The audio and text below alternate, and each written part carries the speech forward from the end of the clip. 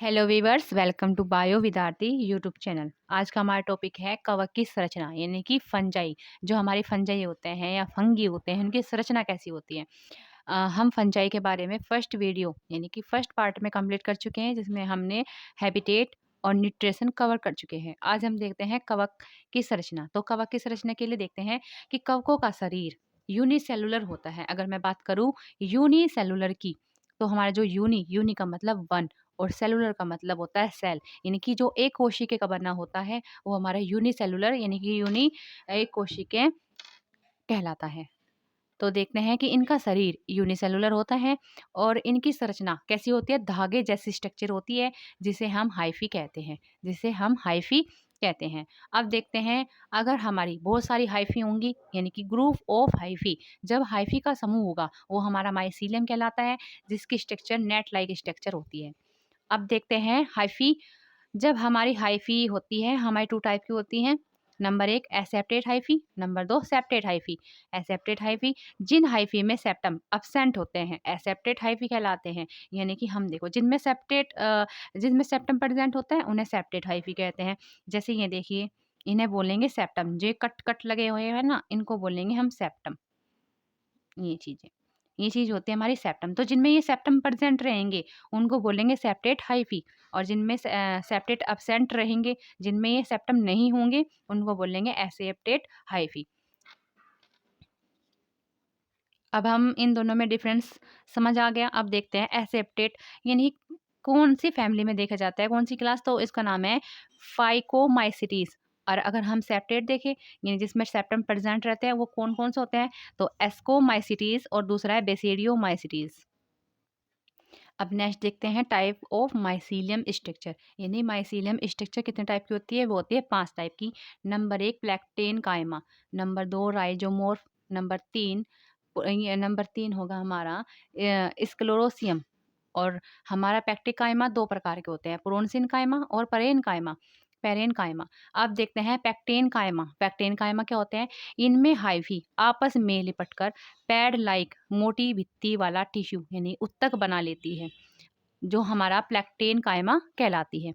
अब देखते हैं हमारे 2 टाइप के होते हैं। नंबर एक प्रोसेन कायमा, परेन कायमा। अब देखते हैं प्रोसेन कायमा क्या होते हैं, ये हाइफी आपस में फ्यूज नहीं होती है और प्रोन्स कायमा कहलाती है, यानी कि ये एक दूसरे से चिपकी होती है, चिपक चिपक कर वो एक टिश्यू बना लेती है, एक मोटी भित्ति बना लेती है, और जिसे हम क्या कहते हैं, प्रोसेन कायमा कहते हैं। यानी कि ये फ्यूज नहीं होती बिल्कुल भी। फ्यूज का मतलब होता है ये अलग नहीं होती है। और प्रेन कायमा क्या होती है, ये हाइफी आपस में फ्यूज होकर प्रेन कायमा जैसी रचना देती है या बना लेती हैं, जिससे हाइफी समान हो जाती है। यानी कि ये आपस में क्या करती हैं, ये अलग अलग हाइफी ये अलग अलग फ्यूज होकर अपने अपनी समान संरचना बना लेती है, जिसे हम कहते हैं प्रेन कायमा, और इन्हीं को हम सूडो प्रेन कायमा भी कहते हैं। ये स्ट्रक्चर है दोनों। अब आए राइजोमॉर्फ। राइजोमॉर्फ क्या होता है, इसमें हाइफी आपस में लिपटकर मोटी जड़ों के समान, देखो जड़ जैसी स्ट्रक्चर दिखाई दे रही, ये जड़ जैसी स्ट्रक्चर दिखाई दे रही है ना, जड़ के समान। इसमें हाइफी आपस में लिपटकर मोटी जड़ों के समान रचना बना लेती है, जिसे राइजोमॉर्फ कहते हैं। नेक्स्ट देखते हैं स्क्लेरेंसियम। ये आपस में उलझकर हाइफी बीच बीच में से कुछ कड़े गोलाकार गद्दी संरचना बना लेती है, जिन्हें स्क्लेरेंसियम कहते हैं। जैसे कैल्विसेप, ये इसकी स्ट्रक्चर है किसकी, स्क्लेरोसियम की। आइए देखते हैं जनन रिप्रोडक्शन। जब हम जनन रिप्रोडक्शन यानी कि इनका जनन कैसे करते हैं, तो देखो जनन 2 टाइप के जनन होते हैं। कवकों में 2 टाइप के जनन होते हैं। एक तो होता है होलोकार्पिक फंजाई, दूसरा होता है यूकार्पिक फंजाई। अब देखते हैं होलोकार्पिक फंजाई क्या होगा। ये जनन के समय संपूर्ण बॉडी ही रिप्रोडक्टिव यूनिट के रूप में कार्य करती है और सेक्सुअल और एक्ससेक्सुअल रिप्रोडक्शन सेल बनाती है। यानी कि ये होलोकार्पिक फंजाई में 2 टाइप की रिप्रोडक्शन होंगे, जिसका एक होगा सेक्सुअल, दूसरा होगा एसेक्सुअल। नेक्स्ट देखते हैं यूकार्पिक फंजाई। इनमें क्या होता है, यह है बीजाणु, यानी कि ये स्पोर के अंकुरन से थैलस बनाता है। इसका कुछ ही भाग जनन अंग का निर्माण करता है और कुछ शेष पार्ट वेजिटेटिव रहता है, यानी कायिक प्रवर्धन बोल लीजिए या वृद्धि बोल लीजिए, वृद्धि जनन करता है। फंजाई रिप्रोडक्शन ऑफ फंजाई हमारे 3 टाइप के रिप्रोडक्शन होते हैं। अभी हमने पढ़ा कि होलोकार्पिक फंजाई में हमारे सेक्सुअल और एसेक्सुअल होंगे और यूकार्पिक फंजाई में हमारी वेजिटेटिव होंगे। वेजिटेटिव यानी वर्धी जनन होगा। अब देखेंगे रिप्रोडक्शन ऑफ फंजाई हमारे टाइप के वेजिटेटिव रिप्रोडक्शन, एसेक्सुअल रिप्रोडक्शन और sexual reproduction. Vegetative reproduction they are main types, इनके मेथड से होंगे, अन्य अन्य वैज्ञानिक विधियों से होंगी। जैसे देखते हैं फ्रेगमेंटेशन, फ्यूजन, बडिंग, ओडियम और क्लेमाइंडो स्पोर। ये हमारे वेजिटेटिव रिप्रोडक्शन के हैं। देखेंगे फ्रेगमेंटेशन, जिसका मतलब होता है टूटना, यानी फ्रेगमेंट का मतलब होगा टूटना, खंडों में टूटना। इसका ही मतलब है क्या है, खंडों में टूटना, खंडों में टूटना।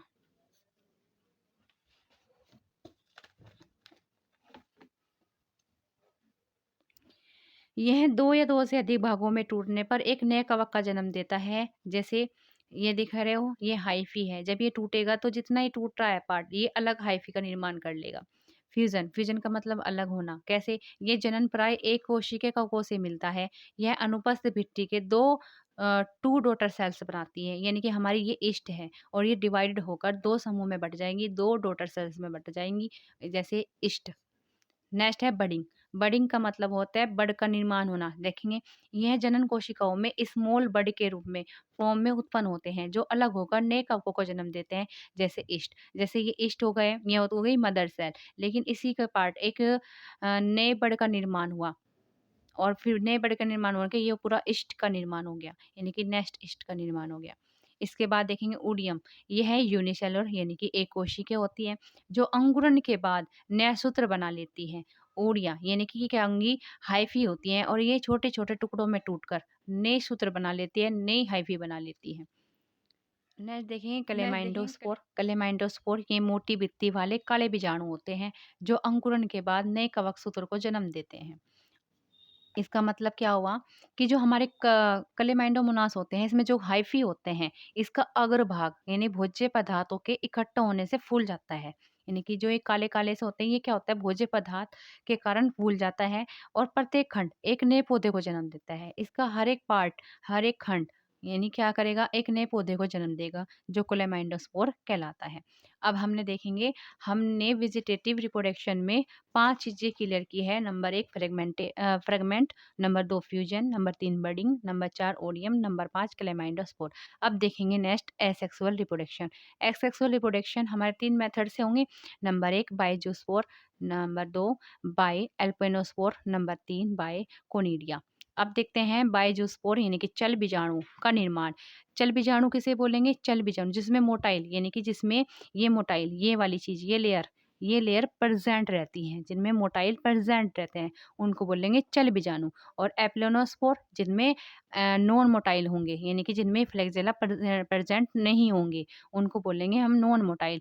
अब देखेंगे चल बीजाणुओं का निर्माण जो स्पोरेंजियम यानी कि चल बीजाणु धानियों में होता है, और ये है यूनिफ्लैगलेट, यानी कि यूनि का मतलब एक, ये वाला एक, सिर्फ सिंगल सिंगल जब फ्लैगलेट होगा उससे बनेगा, या दो बाय या पेयर शेप होगा, यानी कि एक या दो से ज़्यादा नहीं होंगे, बस एक या दो फ्लैगेला प्रेजेंट होंगे, उनको बोलेंगे। अगर एक होगा तो यूनिफ्लैगजिलेट और अगर दो होगा तो बाई फ्लैगजिलेट। और पेयर शेप होगा यानी कि नाशपाती के आकार की होंगी, जो यूनिक न्यूक्लियर रचनाएं बनाती है और ये अंकुरित होने के बाद नए पौधे को निर्माण करती है या नया पौधा बनाती है, जैसे उल्बुगो। ठीक है, नेक्स्ट देखते हैं एचल बीजाणु। एचल बीजाणु में एक बीजाणुधानी में एचल यानी कि नॉन मोटाइल स्पोर बनाते हैं, जो नए कवक तंतु को जन्म देते हैं, जैसे राइजोपस, जैसे मकर। यहाँ देखेंगे जैसे हमारी बीजाणुधानी है यानी कि स्पोरेंजिया है, इसमें इसका निर्माण होगा, यानी बीज इसमें अंकुरित होंगे। अंकित होने के बाद में इसमें एक नए तंतु का जन्म होगा या नए कवक का जन्म होगा, जैसे राइजोपस में होता है। नेक्स्ट है हमारा कणों द्वारा। नेक्स्ट है हमारा कणों द्वारा कोनिडिया यानी कि बाइकोनिडिया। ये नॉन मोटाइल एक्सोजिनेसिस स्पोर है तथा यह कवक सूत्र के अग्रभाग यानी कोनिडियो स्पोर पर उत्पन्न होते हैं। अब देखेंगे ये है हमारी पेनिसिलियम की स्ट्रक्चर। इसकी है हमारी पेनिसिलियम की, पेनिसिलियम, ये पेनिसिलियम की स्ट्रक्चर है हमारी। इनमें क्या होता है, इनमें कोनिडिया यानी कि इनके जो अगर पार्ट हैं ये वाले क्या करेंगे, नए पौधे को, स्पोर को जन्म देंगे। ठीक है। इसके बाद में ये जो चेन है, हाँ, ये इन कहलाएगी बेसी पेटल चेन। ये जो कोनेडिया की लेयर है जो जा रही है चेन के रूप में, इसे बोलेंगे इन बेसी पेटल चेन। इसके बाद नेक्स्ट देखते हैं सेक्सुअल रिप्रोडक्शन। सेक्सुअल रिप्रोडक्शन देखेंगे, ये कवकों में प्राय कम विकसित होते हैं और ये 3 टाइप के होते हैं, जैसे number 1 plasmogamy, number 2 karyogamy, number 3 meiosis. अब देखेंगे प्लाज्मोगेमी। अगर मैं बात करूँ पहला प्लाज्मोगेमी की क्या होते हैं देखेंगे, fusion of protoplasm between two gamete. यानी कि हमारे पास में इनमें क्या होगा, प्रोटोप्लाज्म में जब फ्यूजन होगा, यानी फ्यूजन से जब दो गैमेट के बीच में प्रोटोप्लाज्म का क्या होगा, फ्यूजन होगा, तो प्लाज्मोगेमी कहलाएंगे। और कैरियोगेमी कहलाएंगे फ्यूजन ऑफ टू न्यूक्लाई। जब दो न्यूक्लाई के में फ्यूजन होगा, के बीच फ्यूजन होगा, तो कैरियोगेमी। और फिर क्या बनेगा हमारा जाइगोट। और जाइगोट जब हमारा जाइगोट से क्या करेगा, डिवाइड होकर हैप्लॉइड स्पोर में आ जाएगा, उसे बोलेंगे हम म्यूसिस। यानी कि इसका आधा, जाइगोट का आधा। देखेंगे जैसे हमारे पास में fusion of protoplasm to gamete, हमारे पास में गैमिट है। अगर मैं बोल लूँ कि हमारे पास में ये गैमिट है 1 2 प्लस प्लस, नेक्स्ट देखेंगे ये माइनस, ये माइनस, इसमें भी अंकुरन है, ये हमने नेगेटिव कर। जब ये दोनों आपस में जुड़ेंगे तो इसके गैमेट एक यहाँ जाएगा, एक यहाँ जाएगा, ये आपस में फ्यूज होंगे तो ऐसा हो जाएगा। तो दो के बीच में गैमेट बनना, फ्यूजन होना, हमारा प्लाज्मोगेमी कहलाता है। अब ये डिप्लॉइड यहाँ पे देखेंगे, अब इन दोनों के बीच में क्या होगा, टू फ्यूजन, ये दोनों आपस में यहाँ जुड़ेंगे। हमारी 2 न्यूक्लियाई बनी थी, बन गई। अगर मैं बात करूँ उसकी, ये हैप्लॉइड एन, अगर मैं बात करूँ उसकी, ये हैप्लॉइड एन, और जब ये दोनों आपस में मिल जाएंगे तो 2n हो जाएंगी, डिप्लॉइड हो जाएंगी। तो यहाँ पे देखेंगे 2 न्यूक्लाई बन गई, 2 न्यूक्लाई के बीच में फ्यूजन होगा, फिर मियोसिस। अब हमारी जो 2 न्यूक्लाई बनी है, अब ये फिर से डिवाइड होंगी। जब फिर से डिवाइड होंगी तो कैसी होंगी, 2 इस तरफ और 2 इस तरफ, यानी कि एक पार्ट इसका और एक पार्ट इसका, एन और एन, हैप्लॉइड, हैप्लॉइड में चले जाएंगे।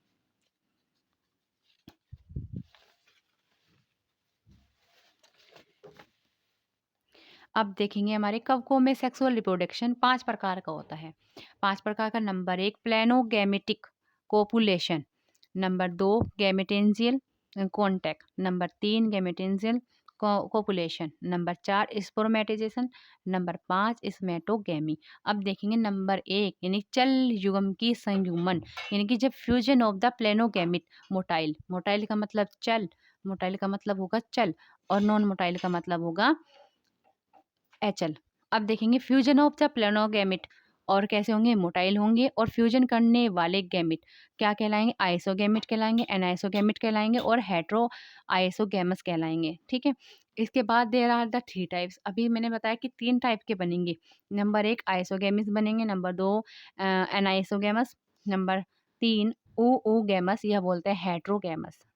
अब देखेंगे यह शेप में समान होते हैं, यानी जो आइसोगैमस होंगे इनके जो हमारे गैमिट बनेंगे वो समान होंगे, तो ये क्या कहलाएंगे, आइसोगैमस कहलाएंगे। जैसे स्केन काइटियम। नंबर 2 एनाइसोगैमस, इनमें फ्यूजन करने वाले गैमिट आकार में क्रियात्मक रूप से भिन्न भिन्न होंगे। इसमें इनका आकार तो सेम रहेगा, लेकिन अगर मैं बात करूँ क्रिया की, तो उनकी क्रिया अलग अलग रहेगी, उसे बोलेंगे आइसोगैमस। लेकिन जिनमें कार्य भी और आकार भी भिन्न भिन्न होता हो, उसे बोलेंगे हम एनाइसोगैमस। और ये मेल गैमिट और स्मॉल एक्टिव रहेंगे, छोटे, जिनमें नर पार्ट होता है, आर्चिगोनिया, आर्चिगोनिया पार्ट होता है नर का, गैमिट बनाते हैं जो, वो क्या होगा, स्मॉल होंगे यानी छोटे होंगे, और एक्टिव यानी कि सक्रिय रहते हैं या सक्रिय होते हैं। oogamous ये होते हैं हेट्रोगैमस। इसमें फ्यूजन करने वाले गैमिट मोटाइल, इनमें फ्यूजन करने वाले मोटाइल एक मेल गैमिट विद दूसरा नॉन मोटाइल। अगर मैं बात करूँ उसमें एक मेल गैमिट होता है, मेल गैमिट कैसा होगा, मोटाइल, यानी कि चल, यानी कि जिसमें फ्लैगेला प्रेजेंट होते हैं उसे बोलते हैं मोटाइल। और वे दूसरा नॉन मोटाइल होगा। नॉन मोटाइल का मतलब होता है जिनमें फ्लैगेला अब्सेंट रहते हैं, वो होगा फीमेल गैमेट। अगर मैं बात करूँ फीमेल गैमेट की, तो फीमेल गैमेट हमारे होंगे नॉन मोटाइल, और नर पार्ट होंगे हमारे मोटाइल। इनके गैमेट से बनेगा उसे बोलेंगे oogamous। नेक्स्ट देखते हैं हमारे युग्मक संपर्क यानी कि इसमें नर युग्मक धानी से युग्मक सीधे ही मादा यानी कि जो हमारे नर होंगे वो सीधे मादा युग्मक धानी यानी कि उसके अंडजननी में ट्रांसफर हो जाते हैं या हस्तांतरित हो जाते हैं तथा यह न्यूक्लियस से सो के जाते हैं और ये गैमेट वास्तव में फ्यूजन नहीं करते। ठीक है। नेक्स्ट देखेंगे जैसे होंगे सिस्टोपस, जैसे एग्जाम्पल में सिस्टोपस। नेक्स्ट देखेंगे तीसरा तीसरा देखेंगे गैपेन युग्मक धानी संयुग्मन। इसमें दो गैमेटोनजियम के फुल बॉडी यानी कि पूरे पार्ट पूरा शरीर एंटायर कॉन्टेंट का फ्यूजन होता है जैसे राइजोपस और मकर। नेक्स्ट देखेंगे एचल पुमाणु युग्मक यानी कि स्पर्मेटोजेनेसिस। इसमें अगर मैं बात करूँ तो उसमें हमारी दो कुल यानी दो फैमिली पार्टिसिपेट करती हैं जिनका नाम है एस्कोमाइसिटीज, जिसका नाम दूसरा बेसिडियोमाइसिटीज। अगर इसमें मैं बात करूँ तो इसमें जो हमारे एचल यानी कि नॉन मोटाइल मेल ऑर्गन्स होते हैं वो स्पर्मेटिया बनाते हैं। जैसे जो मादा युग्मक धानी से रिप्रोडक्टिव हाइफी द्वारा कॉन्टैक्ट में आते हैं यानी कि संपर्क में आते हैं वो कहलाते हैं हमारे स्पर्मेटाइजेशन। जैसे सोमेटोगेमी, सोमेटोगेमी इसका दूसरा नाम होता है सीडोमिक्सिस। इसको सीडोमिक्सिस भी कहते हैं या हिंदी में इसको काय युग्मन कहते हैं। ये एस्कोमाइसिटीज और बेसिडियोमाइसिटीज के कुछ फैमिली में सेक्सुअल ऑर्गन्स स्पष्ट नहीं होते हैं यानी कि ये जो हमारे इस सोमेटोगेमी होते हैं ये एस्को और एस्कोमाइसिटीज और बेसिडियोमाइसिटीज फैमिली में सेक्सुअल ऑर्गन्स स्पष्ट नहीं होते हैं। ये दोनों कोशिकाओं के केंद्रक से मिलकर जाइगोट बनाते हैं। Thank you. Thank you for watching. जिसने अभी तक फर्स्ट पार्ट नहीं देखा वो फर्स्ट पार्ट देख ले। धन्यवाद।